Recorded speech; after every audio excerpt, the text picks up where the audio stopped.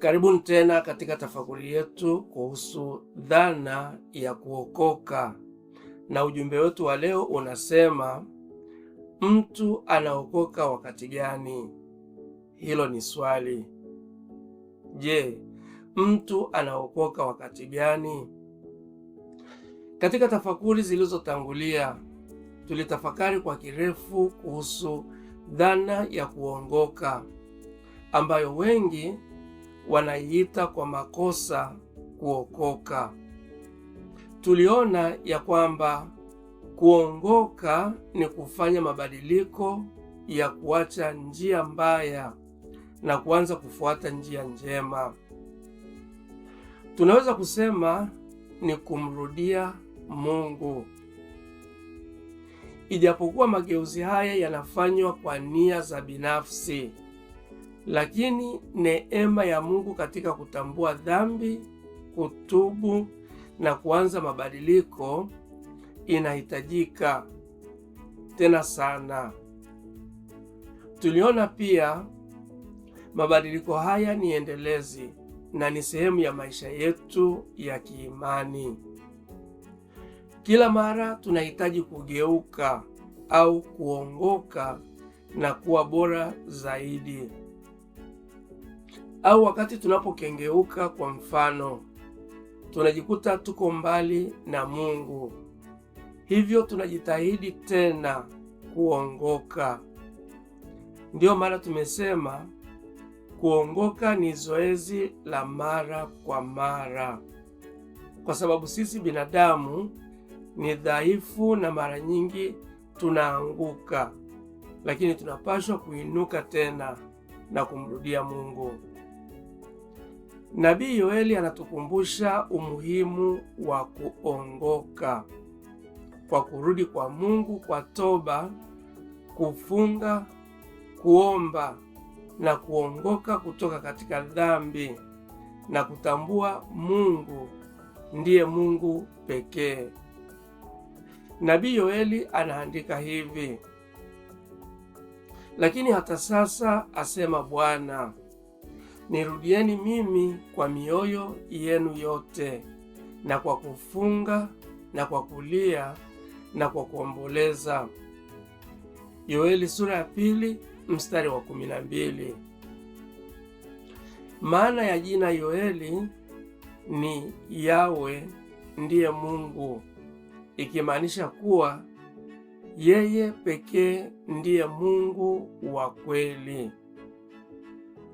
Sasa basi, kama kuongoka ni mabadiliko ya tabia kutoka tabia ya dhambi na kujitahidi kujenga tabia njema, je, kuokoka inamaanisha nini?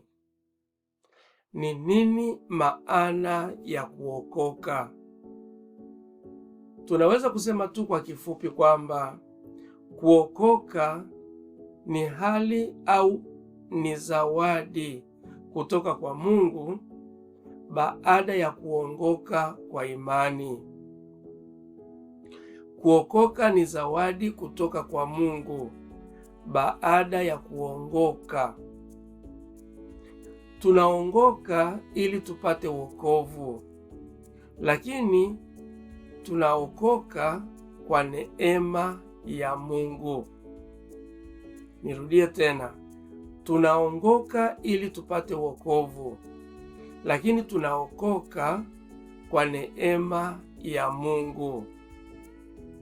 Ndiyo maana basi tunaweza kusema nimeongoka, yaani nimeamua kubadili maisha yangu ya dhambi na kuanza jitihada za kuishi maisha yanayompendeza Mungu. Lakini ni makosa kusema nimeokoka, kwa sababu hatuwezi kujipatia wokovu sisi wenyewe, bali Mungu ndiye mpaji. Hatuwezi kusema nimeokoka, kwa maana hatuwezi kujipatia wokovu sisi wenyewe, bali Mungu ndiye anayetupatia wokovu. Tunapokea wokovu kutoka kwa Mungu kupitia kwa Yesu Kristo.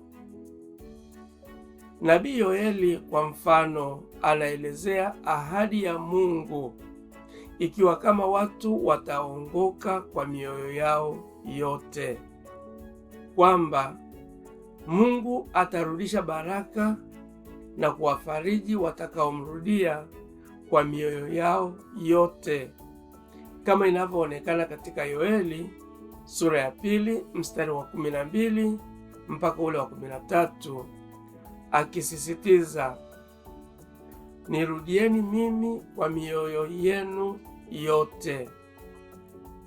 Sasa utaona ni baada ya kuongoka ndipo watu wanapata baraka kutoka kwa Mungu, kama tulivyosoma katika Yoeli sura ya 2 mstari wa 12 mpaka ule wa 13, kwamba ni baada ya kuongoka ndipo watu wanapata baraka kutoka kwa Mungu, na hiyo ndiyo kuokoka. Ukisoma Mambo ya Nyakati wa Pili utaona Mungu anasema hivi, ikiwa watu wangu walioitwa kwa jina langu watajinyenyekesha na kuomba na kunitafuta uso na kuziacha njia zao mbaya. Kwa maana nyingine, ikiwa kama wataongoka, Mungu anasema nitasikia kutoka mbinguni na kuwasamehe dhambi yao na kuiponya nchi yao. Na hii tunaipata katika Nyakati wa Pili sura ya 7 mstari wa 14. Na huo ndio wokovu, ambapo Mungu anasema baada ya watu kuongoka kwamba nitasikia toka mbinguni na kuwasamehe dhambi yao na kuiponya nchi. Nitasikia toka mbinguni, pale watu ambapo watageuka na kumrudia Mungu, naye Mungu atawasamehe dhambi yao na kuiponya nchi yao. Huo ndio wokovu, na ni zawadi ambayo Mungu anawapa watu baada ya kuongoka. Hata mitume wa Yesu walikuwa wameacha kila kitu na kumfuata Yesu. Maana yake nao waliongoka. Sasa tunasoma hivi, ndipo Petro akajibu akamwambia, tazama, sisi tumeacha vyote tukakufuata, tutapata nini basi? Petro anaulizia thawabu itokanayo na wao kujitoa kumfuata Kristo. Sasa Yesu akamwambia, ambapo sasa ndio tunaona thawabu ambayo wataipata. Alisema hivi, amin nawaambia ya kwamba ninyi mlionifuata mimi katika ulimwengu mpya, atakapoketi Mwana wa Adamu katika kiti cha utukufu wake, ninyi nanyi mtaketi katika viti 12 mkiwahukumu kabila 12 za Israeli. Sasa utaona huu ndio wokovu. Hii ndiyo baraka kutoka kwa Mungu. Sasa mitume wa Yesu hawakusema kwamba tumemfuata Yesu basi tumeokoka. Hapana.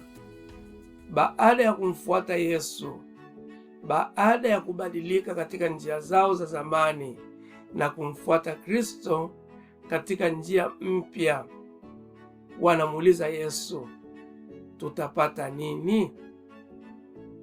Na Yesu anawaonyesha fadhila ambapo watazipata, ambazo sasa ndiyo wokovu wenyewe. Tena Yesu anasema, na kila mtu aliyeacha nyumba au ndugu wa kiume au wa kike au baba au mama au watoto au mashamba kwa ajili ya jina langu, atapokea mara 100. Mtu huyo atakayeacha vyote hivyo na kumfuata Kristo atapokea mara 100 na kuurithi uzima wa milele, kama tunavyosoma katika Mathayo sura ya 19 mstari wa 27 mpaka ule wa 29. Katika tafakuri iliyotangulia tuliona uongofu wa Paulo ambaye alikuwa akiitwa Sauli baada ya kukutana na Yesu. Tunaweza kusoma habari za Paulo au habari za kuongoka kwa Paulo katika Matendo sura ya 9, Matendo sura ya 22 na Matendo sura ya 26.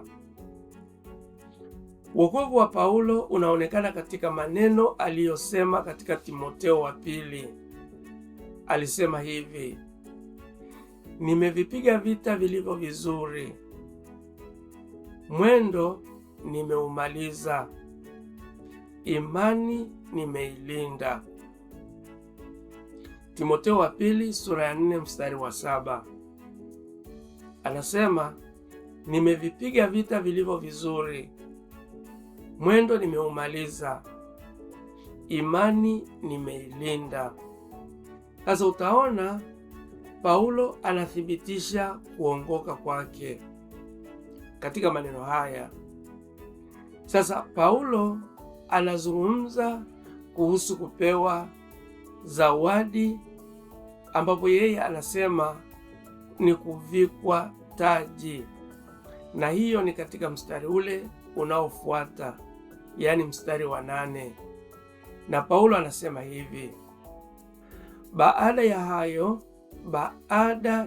hayo nimewekewa taji ya haki.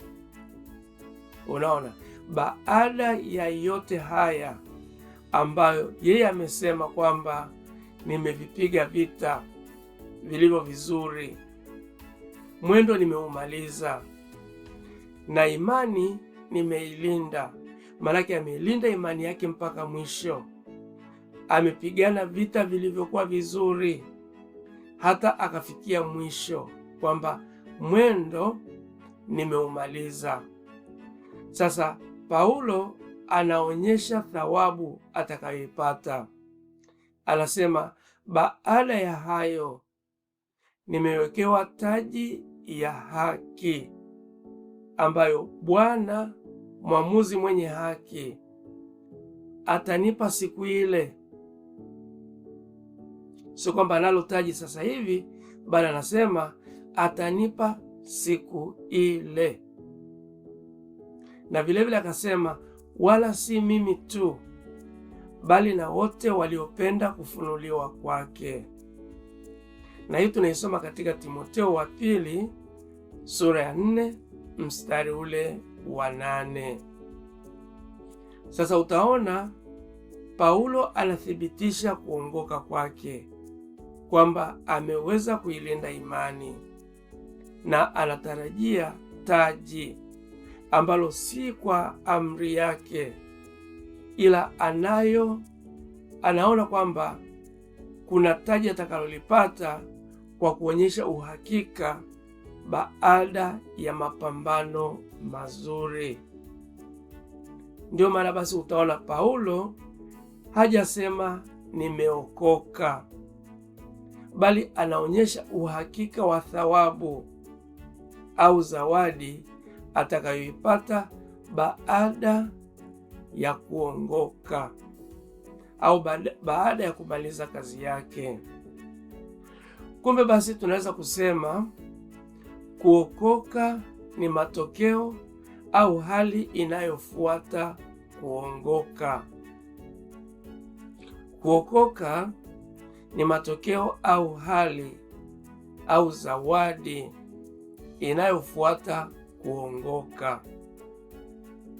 Sasa Paulo anasema katika Waefeso sura ya 2 mstari ule wa 8 kwamba wokovu ni neema ya Mungu na si kwa matendo ya mwanadamu. Paulo anasema hivi: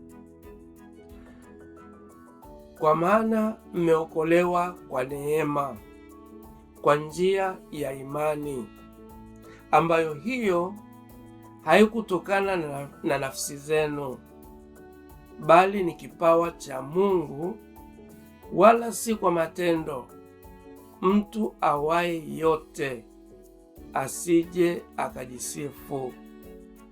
Waefeso sura ya 2 mstari wa 8 mpaka ule wa 9. Sasa swali ni je, Paulo alimaanisha hakuna haja ya kutenda matendo mema ili kuupata wokovu? Tutaendelea, lakini ukisoma Waefeso sura ya 2 mstari wa 8 usiishie mstari wa 9. Jaribu kusoma mpaka mstari wa 10. Pengine utatambua jambo ambalo tutalitafakari katika tafakari itakayofuata. Basi tutaendelea. Tumsifu Yesu Kristo.